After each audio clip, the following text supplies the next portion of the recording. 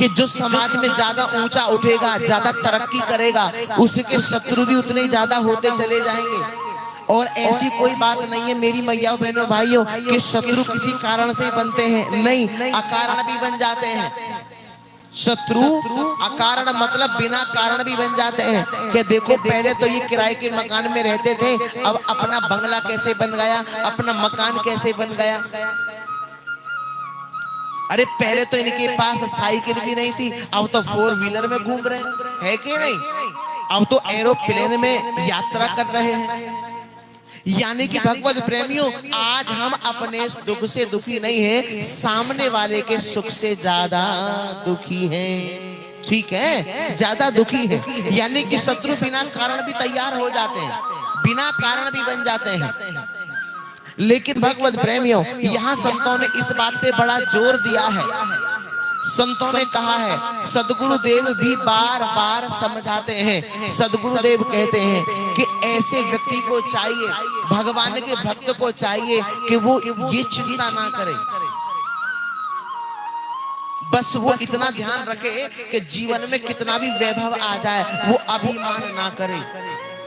चाहे कितनी गरीबी आ जाए, दाता को भुलाना नहीं चाहिए। और चाहे कितनी भी अमीरी आ जाए, अभिमान दिखाना नहीं चाहिए। दुख में तड़पो मती, सुख में फूलो मती, प्राण चले जाएं परंतु भगवान कृष्ण को भूलो मती। ये विश्वास बना के रखिए।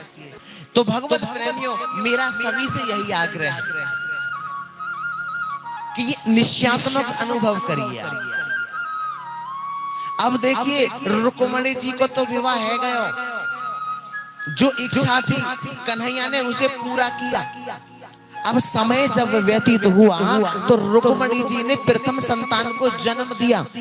जब संतान पैदा भई तो पहला पुत्र ही उत्पन्न हुआ। अब भगवत प्रेमी नामकरण जब भयो तो देखिए, रुक्मणी देवी जी के पुत्र को नाम रखा गया प्रद्युम्न। क्या नाम रखा गया? प्रद्युम्न। अच्छा, प्रद्युम्न का मतलब क्या है?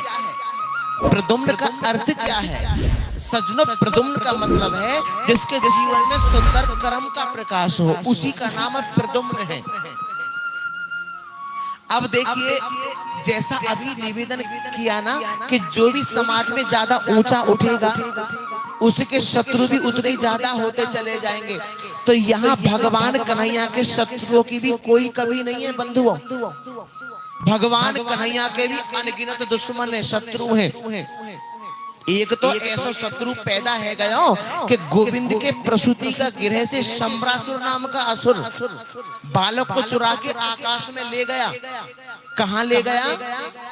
जोर से बोलो। आकाश में ले गया, और आकाश में ले जा करके उसने उस बालक को समुद्र में फेंक दिया। अब मछली बालक को निगल गई। अब जैसे मछली निगल गई, अब बेचारे मछुआरे जो थे उनका यही काम था, मछली पकड़ना और बाजार में बेचना, मछली पकड़ना और बाजार में बेचना। तो इन मछुआरों ने उसी मछली को पकड़ के शंबरासुर के घर भेज दिया। तो भगवत प्रेमी विद्यावती संगीत भी सिखाती हैं, संगीत भी सिखाती हैं। और देखिए, उसके साथ साथ शंबरासुर के यहाँ भोजन बनाने का काम भी करती हैं। अब शंबरासुर ने कहा कि देवी, इस बालक को तुम ही पालो, इसका हम क्या करें। अच्छा, एक बात समझ में नहीं आती। देखिए, उन मछुआरों को इस बात का पता नहीं, उन मछुआरों को इस बात का कोई बोध नहीं, कोई ज्ञात नहीं कि यही वो मछली है, इन मछलियों में से यही वो मछली है जिस मछली ने उस बालक को निगल लिया है, जिस बालक को शंबरासुर ने चुराया है। उनको मालूम नहीं था, उनको मालूम नहीं था।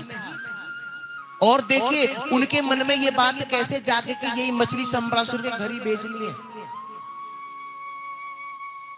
भगवत प्रेमियों, ये जीवन प्रभु ने हमें दे दिया, ठीक है, ईश्वर की बड़ी अनुकंपा हो गई, क्योंकि टोटल कुल मिला के 84 लाख जियाजून होते हैं, और जिनमें एक मानव योनि भी है।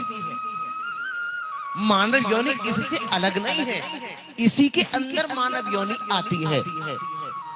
तो भगवत प्रेमियों, जब प्रभु ने मानव जीवन प्रदान किया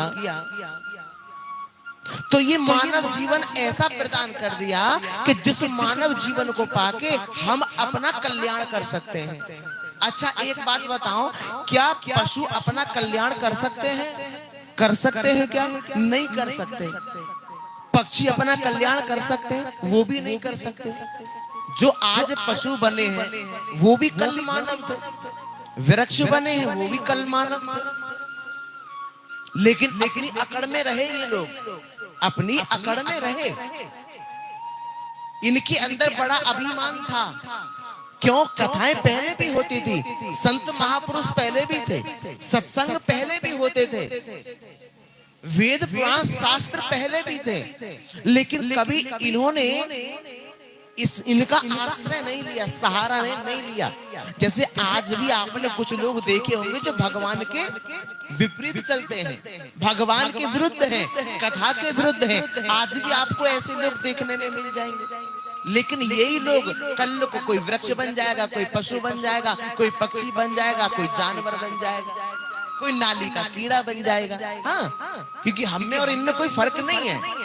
भाई जो चेतन सत्ता जिसको आत्मा कहते हैं, जो चेतन सत्ता हमारे और आपके अंदर काम कर रही है, वही चेतन सत्ता पशुओं के अंदर है, वही चेतन सत्ता पक्षियों के अंदर है, वही चेतन सत्ता हरि भक्तों जानवरों के अंदर है। तो सिर्फ ये मानव जीवन जो प्रभु ने हम और आपको दिया, ये प्रभु ने बड़ी कृपा की। अब भगवत प्रेमियों, परम पूज्य पिराते स्मरणीय डोंगरे जी महाराज कहते हैं कि मानव जीवन प्रभु ने दिया, और जो मानव इस मानव जीवन को पा करके अपने कल्याण के बारे में नहीं सोचता, अपने कल्याण के बारे में विचार नहीं करता, अपने कल्याण के बारे में चिंतन नहीं करता, वो आत्महत्यारा है, वो आत्मघाती है। देखिए हमारा संसार में कोई भी दुश्मन नहीं है, आपका भी इस संसार में कोई शत्रु नहीं है। जिसको आप शत्रु समझते हो ना, वो भी आपका शत्रु नहीं है, क्योंकि आपके अपने शत्रु स्वयं खुद हैं। हमारा शत्रु हम स्वयं हैं, कोई दूसरा नहीं है। अब जैसे फॉर एग्जाम्पल उदाहरण के लिए आलस्य है, प्रमाद, ये क्या है? शत्रु ही तो है कि नहीं? क्रोध क्या है? शत्रु ही तो है। भाई मान लीजिए हम प्रमाद करेंगे, हम आलस्य करेंगे, तो इसमें हमें कौन आगे बढ़ा सकता है? कौन हमारा कल्याण कर सकता है? कोई नहीं कर सकता। इसीलिए हम स्वयं के शत्रु हैं, हमारा कोई संसार में शत्रु नहीं है। आपका जगत में कोई दूसरा शत्रु नहीं है, हम ही स्वयं के स्वयं शत्रु हैं। कह दो जय श्री कृष्ण। तो इसलिए हम बेकार में किसी और के प्रति काहे को ईर्ष्या का बीज अपने हृदय में अंकुरित करने लगे? क्यों हम अपना कर्म खराब करें? क्योंकि जो सोचा वो भी भोगना पड़ता है। एक शब्द भी मुख से जो भी निकल गया उसका भी हिसाब देना पड़ता है। कह दो जय श्री कृष्ण। इसीलिए भगवत प्रेमियों, जब सबका हिसाब देना है तो ये प्लानिंग ईश्वर की पहले से ही है। जो जीवन में घटित होगा वो होगा, उसे को रोक नहीं सकता।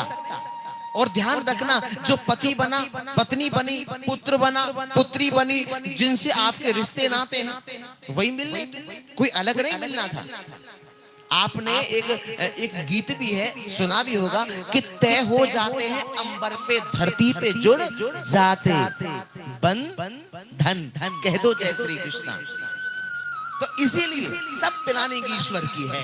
इसीलिए हम बेकार में अपना समय क्यों बर्बाद करें चिंता कर करके क्योंकि प्रारब्ध पहले रचा और पीछे रचा शरीर, और तुलसी चिंता क्यों करे, बस भजले श्री रघुवीर।